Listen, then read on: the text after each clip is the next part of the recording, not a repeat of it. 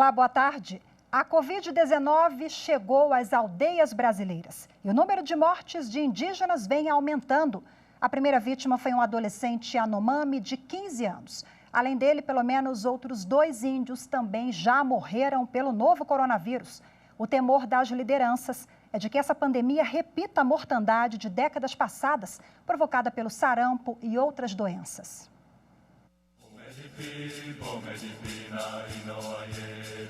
Se chegar essa doença, o povo Yanomami vai morrer tudo. Vamos atender o pedido, de isolamento, das autoridades competentes, principalmente da saúde,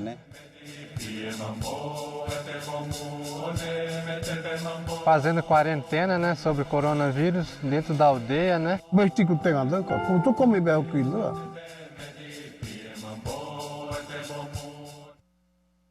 O especial coronavírus de hoje apresenta um panorama sobre a situação dos povos indígenas em meio à pandemia do coronavírus.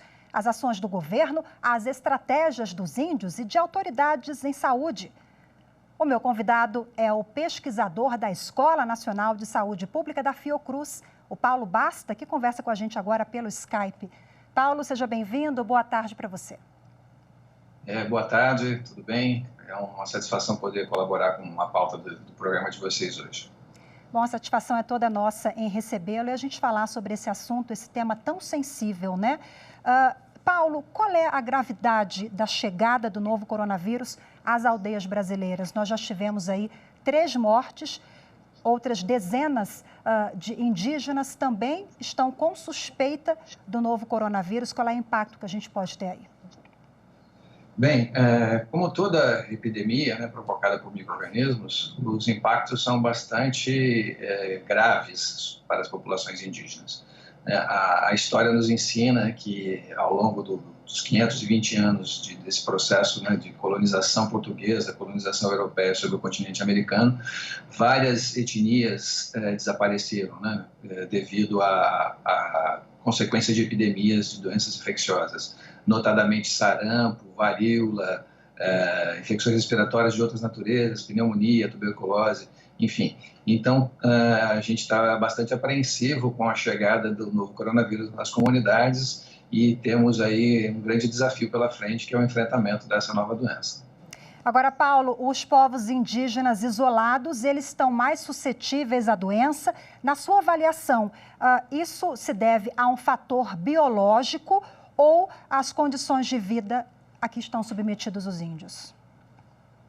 Bem, essa temática é bastante recorrente, sempre que a gente fala sobre o tema de epidemias em povos indígenas, essa pergunta vem. Então, eu costumo construir esse argumento dizendo que a vulnerabilidade dos povos indígenas ela foi historicamente construída. Então, desde a chegada dos primeiros colonizadores europeus aqui no continente americano, houve conflito.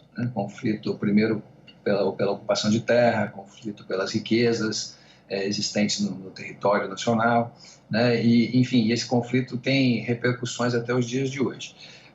Muitas pessoas consideravam os indígenas como seres não civilizados, seres inferiores.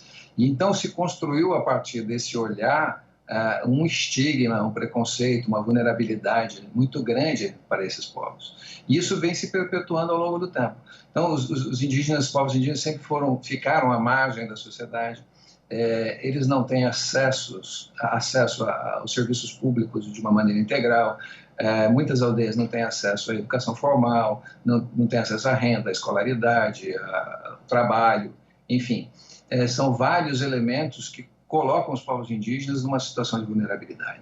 Além disso, os povos indígenas, de uma maneira mais ampla, pelo menos metade, cerca de 60% da população indígena no país reside em terras indígenas demarcadas e homologadas na Amazônia Legal, situadas em áreas de difícil acesso, áreas geograficamente isoladas. Então, esse cenário coloca os indígenas numa situação de vulnerabilidade.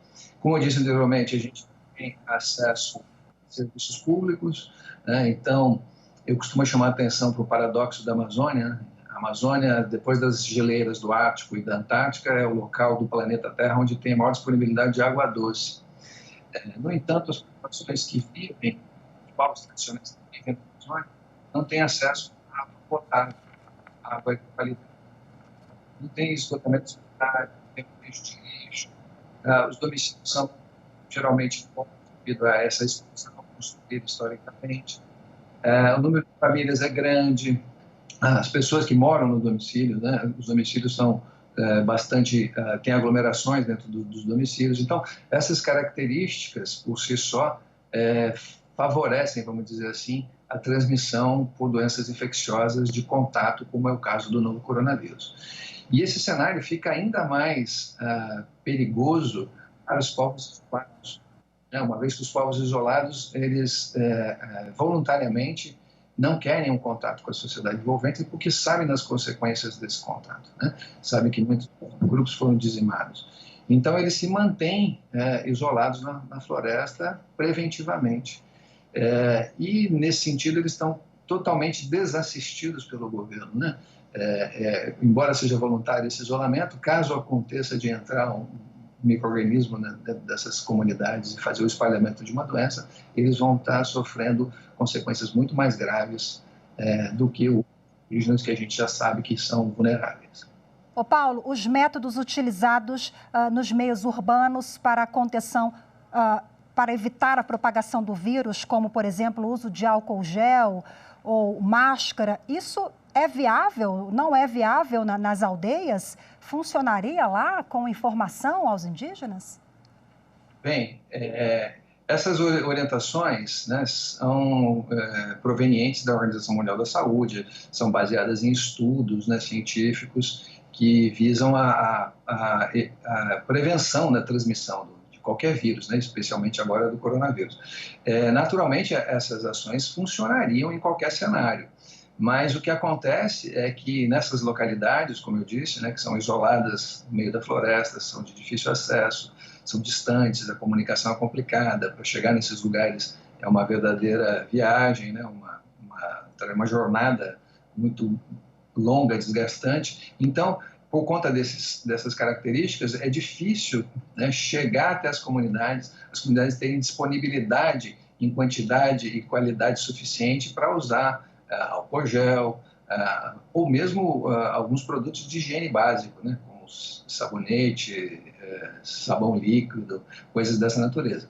Então, é importante dizer que está havendo uma mobilização nacional, né, tanto por parte das associações representativas dos povos indígenas, como por parte da sociedade civil organizada para tentar fazer com que esses elementos, né, de higiene cheguem às aldeias, para que os povos indígenas também possam usar essas estratégias de prevenção.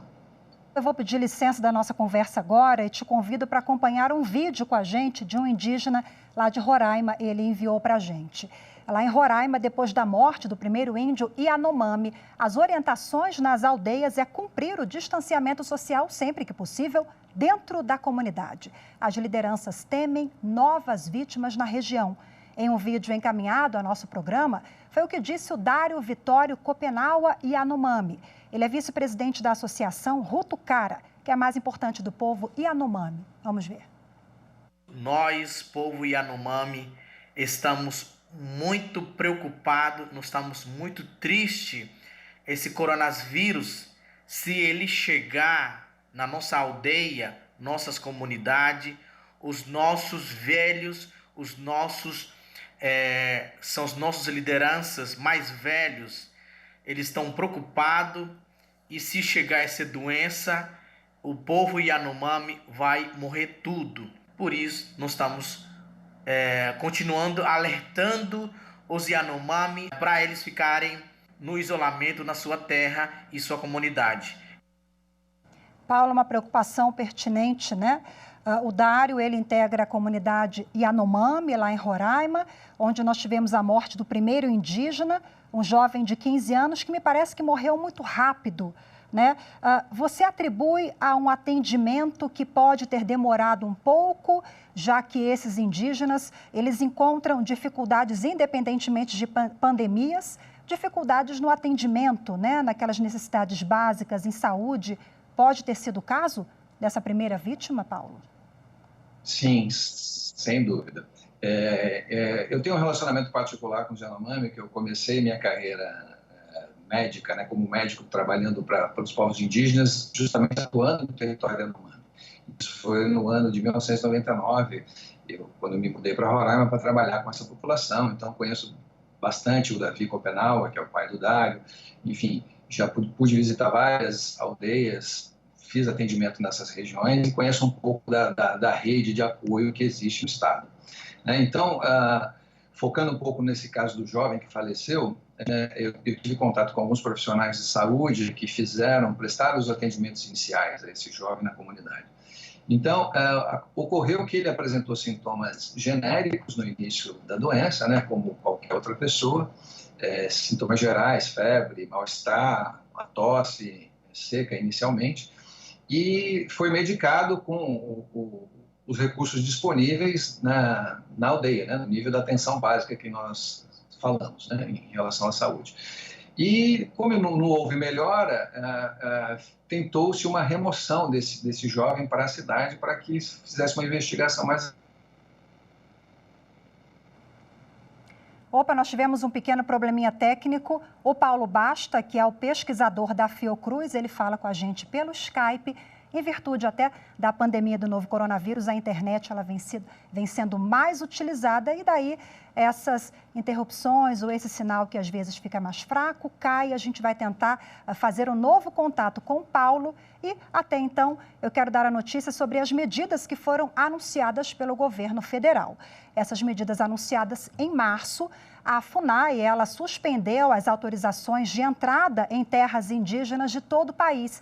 Esse é um exemplo, é uma forma de evitar a disseminação do vírus. Essa regra só não vale para serviços essenciais, como atendimento de saúde. A instituição está se articulando com os setores do governo para a entrega de cestas básicas para famílias em situação de vulnerabilidade social. O objetivo é garantir a segurança alimentar dessas populações. O IBAMA também realiza uma mega operação em várias regiões, em vários territórios indígenas do país. Mas isso é assunto para o próximo bloco. O especial Coronavírus volta daqui a pouquinho.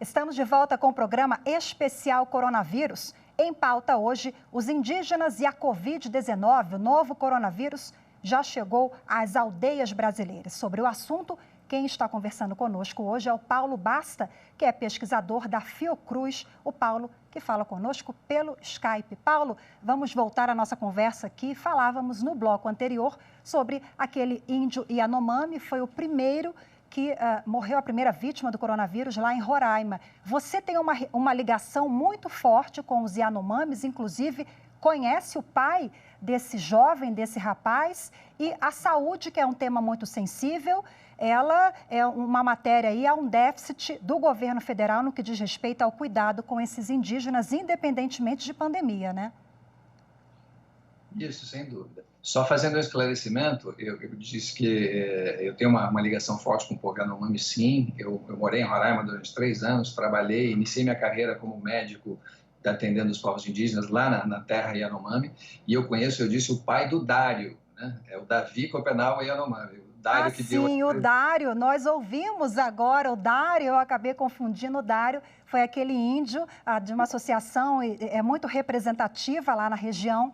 O Dário, ele gravou o depoimento que nós assistimos no bloco anterior, né, falando sobre o temor lá entre os povos Yanomamis, né? Mas vamos voltar a falar sobre a saúde, então. Tá, então, a gente estava falando do caso desse jovem, né? Então, você me perguntou se o retardo no diagnóstico tinha contribuído para o desfecho, né, do caso dele, ele ser o primeiro óbito. Eu estava relatando aqui as informações que eu recebi de profissionais de saúde que trabalham na aldeia, né, que atuam no território, tem equipes multidisciplinares de saúde indígena que atuam no território, e eu tenho contato com alguns médicos, enfermeiros que trabalham nessa área, e esses profissionais me relataram que esse jovem começou a apresentar sintomas no dia 17 de março, né, quando ele estava na aldeia, sintomas gerais, febre, mal-estar, tosse seca, e ele foi medicado com os medicamentos disponíveis lá no território para fazer o acompanhamento do caso.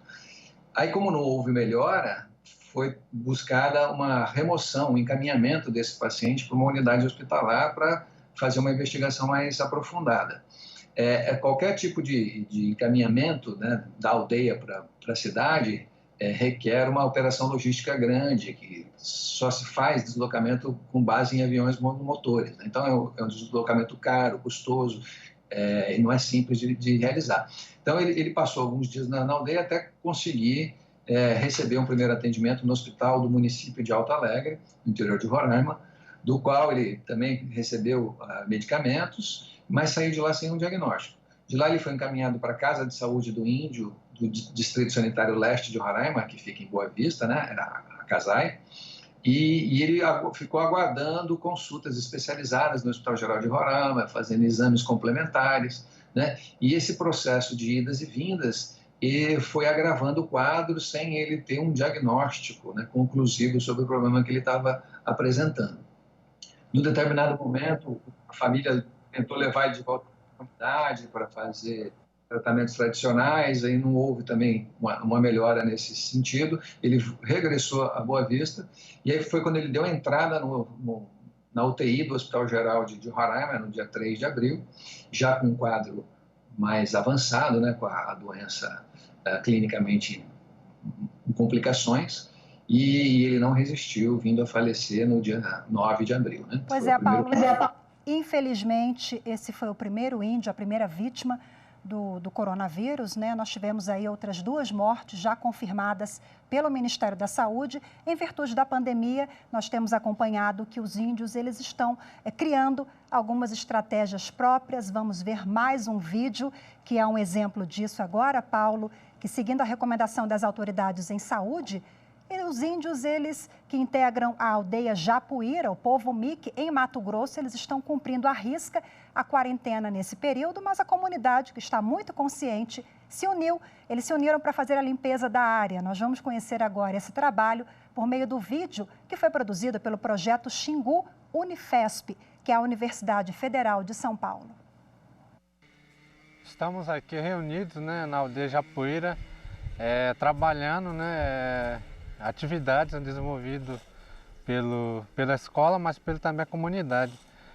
Fazendo quarentena, né, sobre coronavírus dentro da aldeia, né, mas evitar essa doença, e a atividade está acontecendo até, vai ser uma semana de atividade, né, Carpi, né, pátio da aldeia, e em volta da escola, em volta do postinho, né. E após terminar aqui dentro da aldeia, nós iremos ao nosso território, né, em volta também fazer limpeza da estrada, né. A gente sentou e conversou com a comunidade, né, de limpar a nossa aldeia, né, já que a gente está parado, né, de quarentena, né, ocupar esse jovem, né, a gente tem muito trabalho interno para fazer, né. Hoje a gente vai prosseguir com outras atividades. Limpar as nossas roças, né? Isso serve para nós mesmo, do cuidado da nossa saúde, né? Eu acho que essa doença não é brincadeira, né? E aí a gente tem que tomar o máximo cuidado, né? E aí a limpeza, né, faz parte do meio ambiente, de saúde, né? E aí a gente quer deixar uma mensagem também para outros parentes, né? Que fique nas aldeias, né? E vamos atender o pedido, né, de isolamento, né, das autoridades competentes, principalmente da saúde, né, e aí manter em casa, a gente está seguro, né, cuidando dos nossos povos, né. E eles criaram até uma hashtag, viu? É hashtag Fique em Aldeia. Vamos agora a mais uma iniciativa, a Associação Indígena Cuicuru do Alto do Xingu. Ela também tem feito um trabalho de conscientização lá nas aldeias. Mas sabendo que o contágio do vírus é muito rápido e silencioso, indígenas estão com medo. Os depoimentos foram gravados por Tacumã Cuicuru.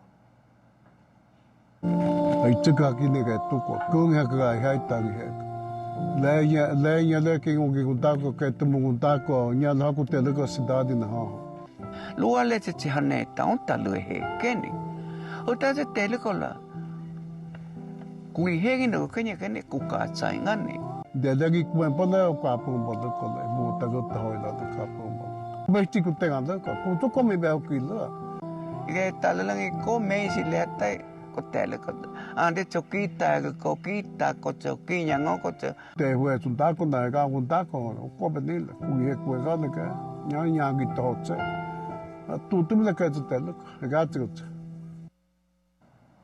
Bom, nós acompanhamos aí o depoimento de indígenas que realmente estão com medo que esse coronavírus acabe devastando territórios em todo o país. Vamos voltar a conversar com o Paulo? Paulo, vamos lá, nós acompanhamos aí 2 vídeos. Este último são lideranças indígenas mais velhos que nós acompanhamos. Eles já têm experiências com pandemias anteriores, sabem que esse vírus ele é silencioso, devastador, age muito rápido e já tem informações. A informação, nesse momento, é uma ferramenta importante?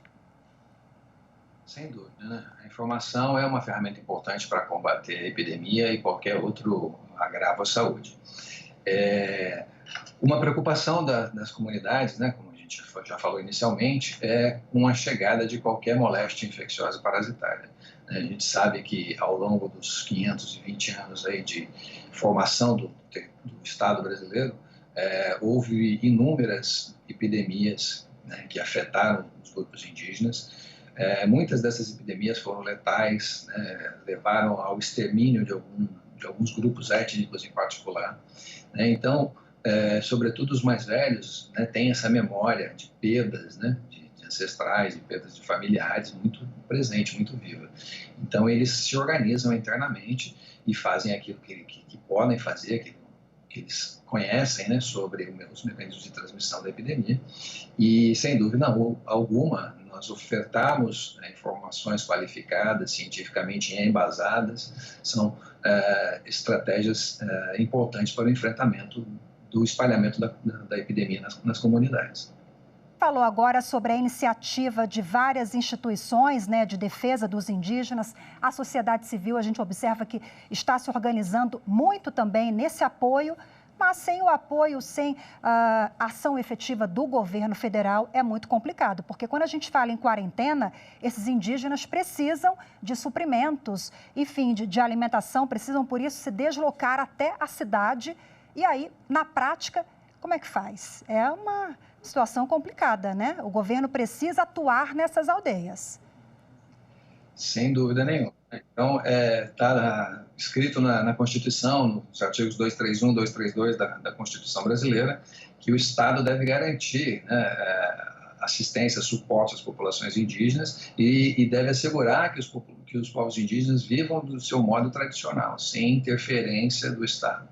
Então, é importante, né, que o Estado se organize para poder prestar essa assistência.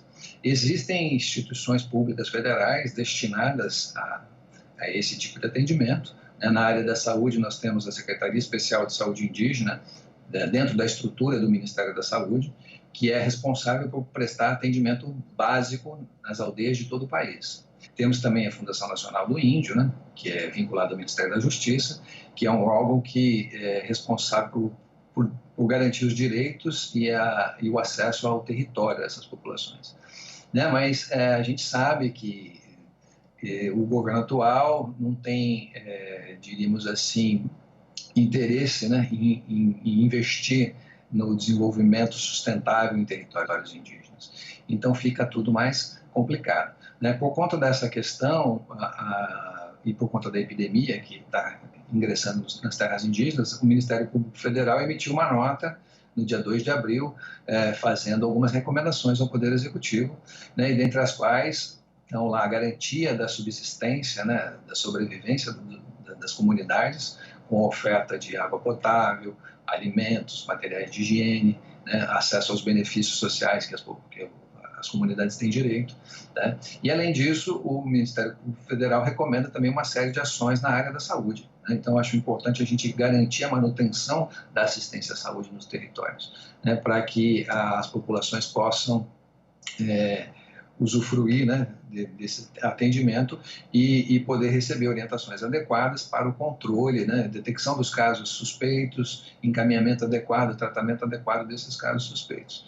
Então, tem uma série de ações que devem ser realizadas, que estão sendo, né, gradualmente discutidas, e há um claro envolvimento aí das associações representativas dos povos indígenas e uma mobilização da sociedade civil também, né? Então, nós, pesquisadores da Fundação Oswaldo Cruz, de outras instituições de pesquisa, da Unifesp, que vocês acabaram de mencionar, né, associado a organizações não governamentais, como o Instituto Socioambiental, a WWF Brasil, a IEPE, enfim, está havendo uma mobilização, né, em torno dessa questão, para que a sociedade possa colaborar com o enfrentamento da epidemia nas aldeias. Ô Paulo, o IBAMA também falando em ações, né? O IBAMA, ele argumenta que tem redobrado a fiscalização nas aldeias. Realmente nós acompanhamos uma mega operação justamente para coibir o quê? Estancar o avanço do desmatamento, claro, e o garimpo ilegal, né? A gente tem aí realmente, esse é um ponto-chave para a gente evitar que o coronavírus ele se alastre ainda mais pelos territórios indígenas. Também é um ponto complicado de ação, né? Sem dúvida. Isso é um ponto nevrálgico, né, na atual conjuntura histórica do país, né? Então, o governo demonstra claramente ações propositivas no sentido de abrir as terras indígenas para a invasão de garimpos, para todo tipo de empreendimento econômico, sem a consulta aos povos tradicionais, sem respeitar o direito dos povos tradicionais, a opinião dos povos tradicionais a respeito disso, né? E esse processo de invasão do território, né, ele leva consigo não só todos os equipamentos que são comumente utilizados nesses empreendimentos, desmatamento da floresta, poluição de rios, igarapés, extermínio de algumas espécies da fauna e da flora, a contaminação por mercúrio, enfim, tem uma série de problemas associados a essa invasão dos territórios tradicionais, e a pessoa, né, que é o não indígena, que está ingressando nesse território, ela pode levar consigo não só o coronavírus, né, mas outras doenças infecciosas e parasitárias, né, até mesmo doenças sexualmente transmissíveis. Então, esse processo é um processo bastante delicado e é pauta presente e frequente em toda a reunião, em toda a assembleia das associações, das lideranças. Há um movimento nacional e internacional também para tentar prevenir o avanço dessas frentes de expansão econômica nos territórios tradicionais. Isso é bastante importante e a gente também tem um trabalho robusto nesse sentido, produz evidências desses problemas de contaminação ambiental e dos estragos provocados por essas invasões. De sua parte, o IBAMA e os órgãos de fiscalização têm procurado fazer o seu trabalho, né? No último dia 12 de abril, agora, foi veiculada uma matéria de meio de comunicação, mostrando uma ação do IBAMA, tentar fazer a desintrusão, tirar os garimpeiros de dentro de uma determinada área, áreas indígenas ali da Amazônia Legal. Então, esse trabalho está sendo feito. Mas, lamentavelmente, 2 dias depois que essa matéria foi divulgada, né, foi espalhada em todo o território nacional, o diretor do IBAMA daquela localidade foi exonerado pelo governo, né, pelo Ministério. Temos também essa questão política, né, envolvida aí, que nem era o momento da gente ter que falar nisso também, porque o momento é de instituir medidas para evitar a propagação do vírus, né, Paulo? Bom, e a informação e a conscientização, que já falamos aqui no programa, elas estão entre os principais instrumentos para conter a Covid-19 entre os indígenas. Esse é o alerta do advogado Ivo Cípio Aureliano. Ele é consultor jurídico do Conselho Indígena de Roraima, o CIR. Essa entidade orienta e presta outros serviços aos indígenas do estado. Vamos ver. Durante esse período de pandemia, o Conselho Indígena de Roraima tem buscado orientar as comunidades, dizer o que é essa pandemia, o que é esse coronavírus, o que está causando e como é que as comunidades têm que se prevenir, se proteger também e quais ações eles podem tomar para evitar a propagação do vírus nas comunidades. O Conselho Indígena de Roraima tem também apoiado algumas ações pontuais, como levar cesta básica para as famílias que estão precisando, principalmente as lideranças que estão na frente. Também monitorar as principais ações, tanto a nível federal, a nível municipal, como a nível estadual, das ações do governo. Vamos voltar agora a conversar com Paulo Basta, que é pesquisador da Fiocruz. Paulo, suas considerações finais rapidinho aqui para a gente finalizar o programa sobre essa matéria.